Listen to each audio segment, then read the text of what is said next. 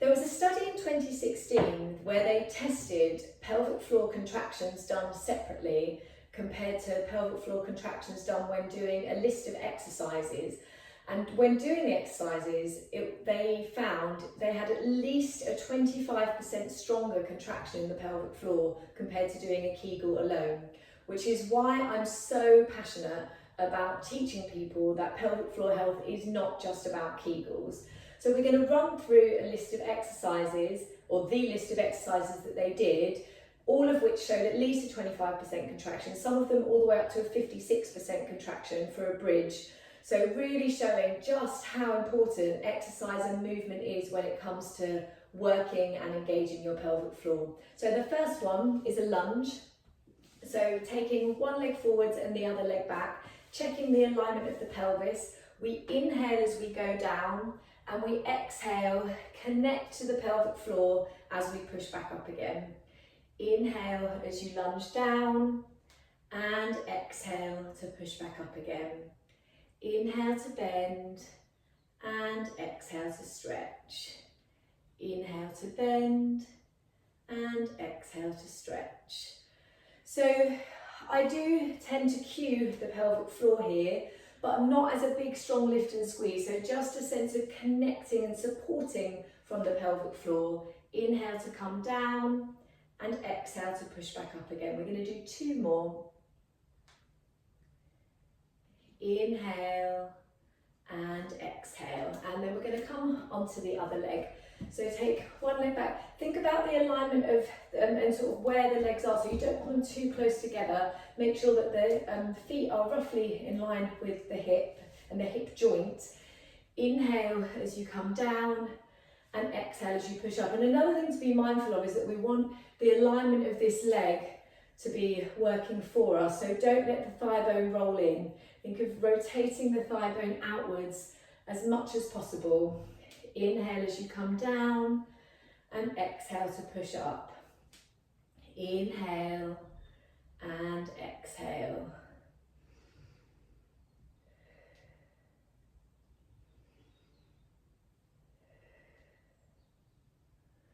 And we want to really focus on pushing from the glutes. So the thighs are going to have to work to get you up and down in your lunge, but really trying to think about a connection of, as the pelvic floor lifts, you press into this front leg and get that front glute nice and active. And last one. And then next one is a squat. So with the feet just a little bit wider than the sit bones, feet in parallel. I often teach this with the hands on the sit bones, so that you can really feel what goes on in the pelvis and the pelvic floor as you go into a squat. So as you come down, take your breath in, feel the sit bones widen, and then breathe out to push up from there. So inhale to come down and exhale to push up again. So feeling the sit bones widen and the pelvic floor lengthen, and then feeling it connect again. Inhale, find that eccentric contraction of the pelvic floor.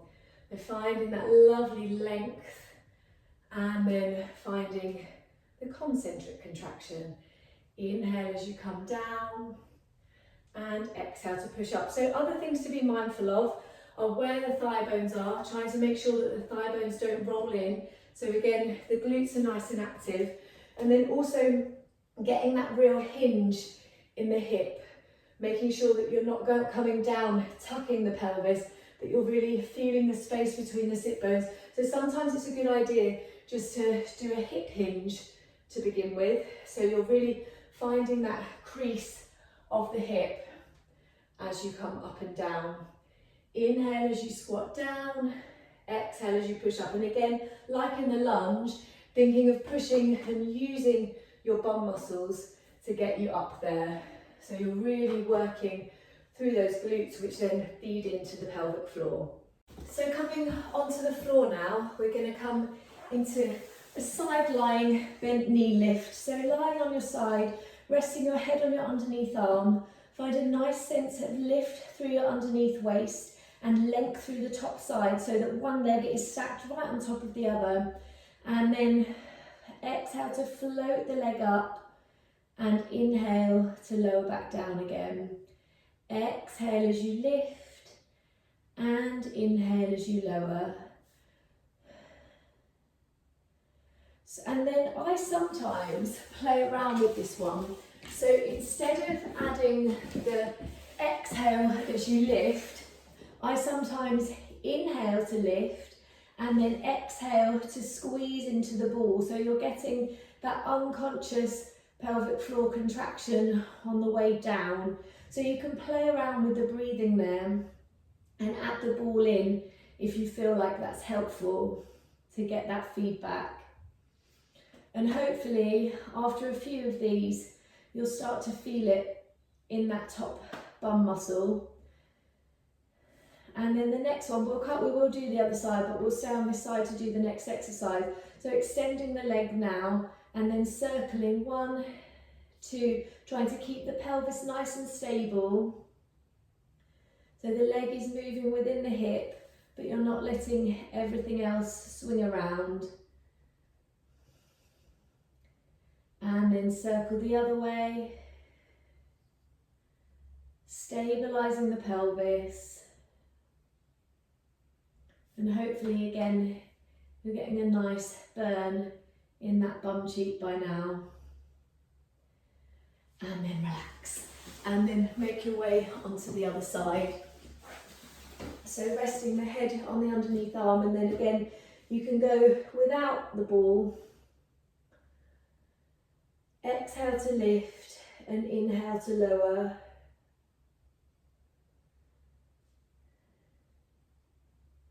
Or you can add the ball in, inhale to lift and exhale to gently connect. Inhale and exhale.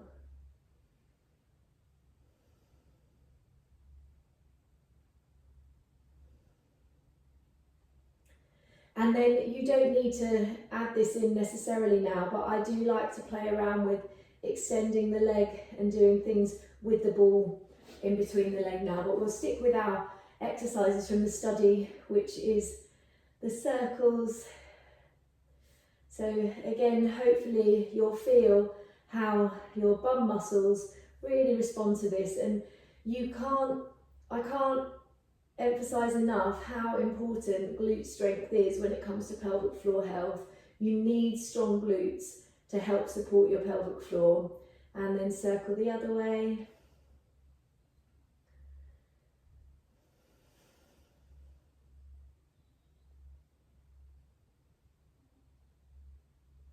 And then relax. Good, well done.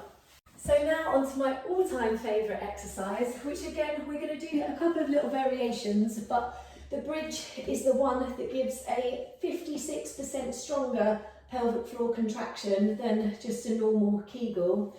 So finding a neutral spine, feel a sense of weight through the tailbone.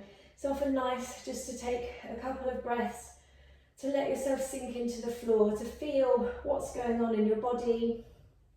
Feel your feet grounding down. Feel the big toe joint, the little toe, the inside and the outside of the heel.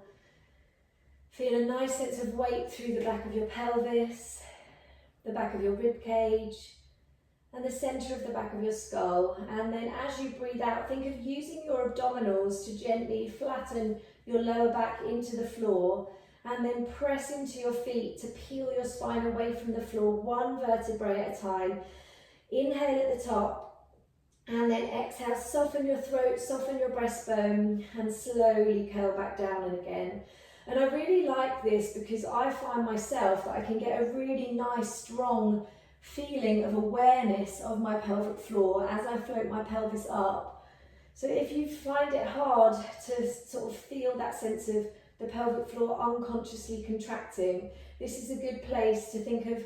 So pubic bone draws towards your belly button, and then just notice, see if you can feel a sense of connection into your pelvic floor as your pelvis lifts up. Breathe in at the top and then breathe out to curl down. So you can carry on doing that version, or you can also pop a ball between your knees, or in fact between your legs, so right up next to your pubic bone, and you can use a cushion if you don't have a ball. Exhale to round your spine, press into your feet. Inhale at the top and then exhale to gently squeeze into the ball. And think of pressing your big toe joints down. Inhale to release and exhale to press into the ball. And again, just see if you can feel that relationship from your big toe up into your inner thighs, up into your pelvic floor, creating that unconscious contraction. And what I love is a conscious, unconscious contraction.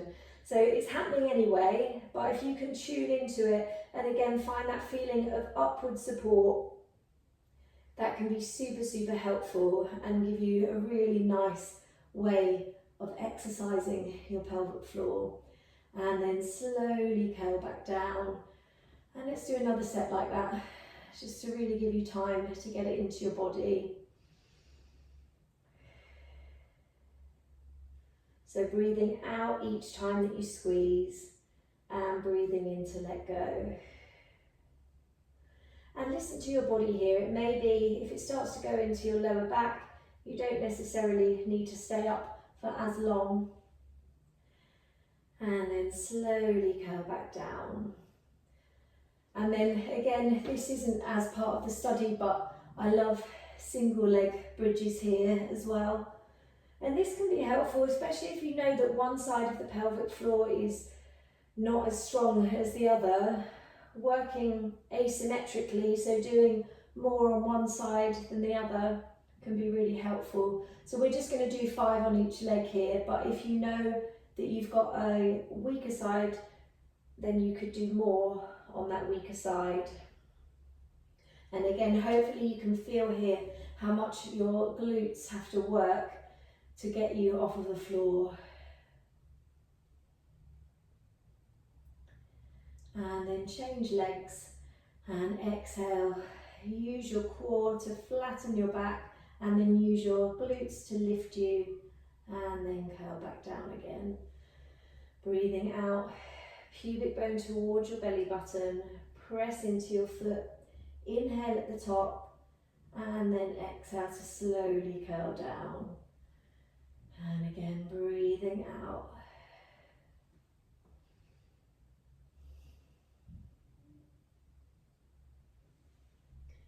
Exhale as you round your spine.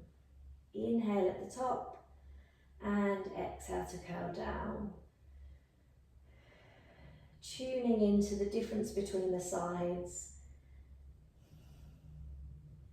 And then hug your knees into your chest. Rock your pelvis from side to side.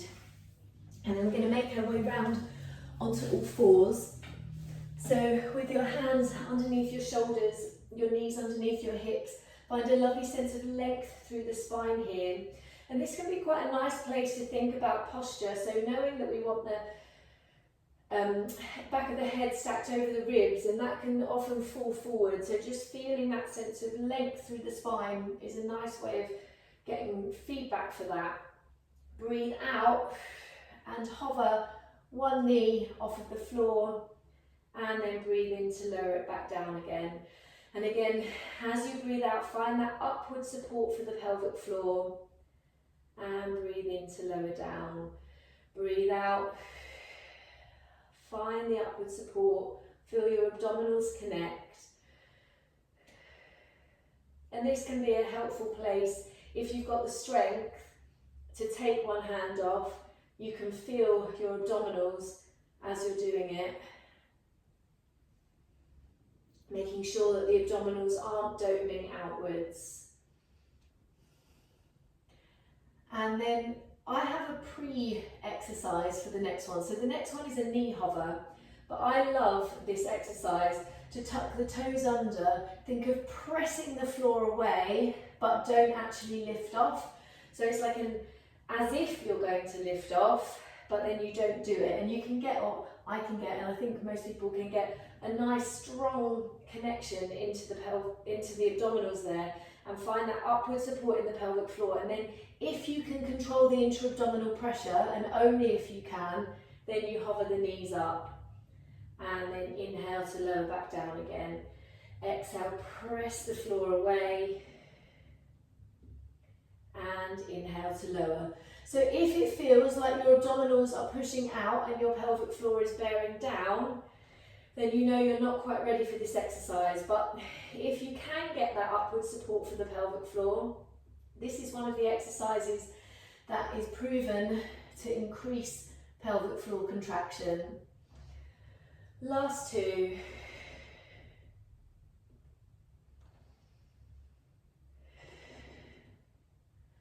And then untuck your toes. We're going to go into a cat-cow. So exhale, draw your pubic bone towards your belly button and round your spine. Feel how your sit bones draw together. And again, if you can, just tune into whether you can feel an unconscious pelvic floor contraction. And then breathe in, release back into a flat back. Feel the sit bones widen. And I actually don't teach the cow. I just go back to a flat back. Breathing out as you round your spine. And breathing in. And if you wanted to teach the cow, just making sure that your feet really supporting through the abdominals as you lift your breastbone up. So you're not hanging into your lower back. Inhale as you release. And then go again, breathing out as you tuck your pelvis under. And breathing in as you release again. And last one. And then again, you can add things, you could play around with doing it with the ball between the legs to increase that sense of connection through your midline. So adding a ball is not part of the study, but always a good thing, in my opinion, to add in that inner thigh connection where you can. So I hope that was helpful.